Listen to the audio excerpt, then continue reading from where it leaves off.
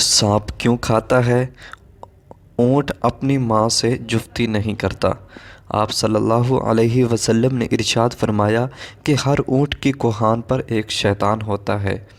जब ऊँट पर सवार हों तो अल्लाह का नाम लो और अपने कामों में कोई कोताही ना करो। ऊँट शयातीन से पैदा किए गए हैं।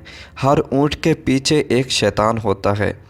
सुनन इब्न माजा में हदीस मुबारका है, हज़रत अब्दुल्ला बिन मग़फ़ल मज़नी रहमहुल्लाह से रिवायत है कि हमें हुक्म था कि बकरियों को रेवड़ में नमाज़ पढ़ सकते हैं, लेकिन ऊँटों के बाड़े में नमाज नहीं पढ़ सकते, क्योंकि ऊँट की पैदाइश शैतान से हुई है। उनकी फ़ितरत में शैतानियत पाई जाती है।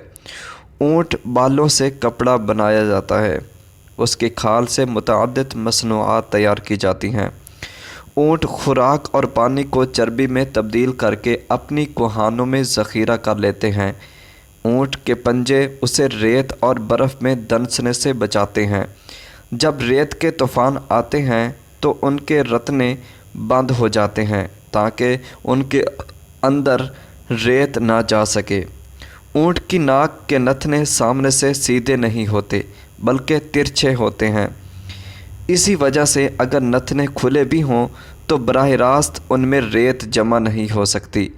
ऊँट को सहराई जहाज़ कहा जाता है। ऊँट के होठों पर गुदीनुमा खाल होती है जिस पर छोटे छोटे बाल होते हैं। उनकी मदद से अपने होठों को कांटों से महफूज रखता है। ऊँट कांटेदार दरख्तों को बड़े मज़े से खाता है क्योंकि उनकी अंतड़ियाँ मजबूत होती हैं। ऊँट हर उस घास फूस को खा लेता है जिनको दूसरे जानवर नहीं खा पाते।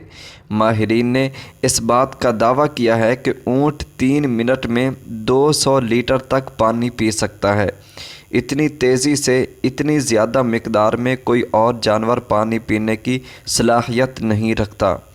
ऊँट को एक बीमारी लगती है जिसका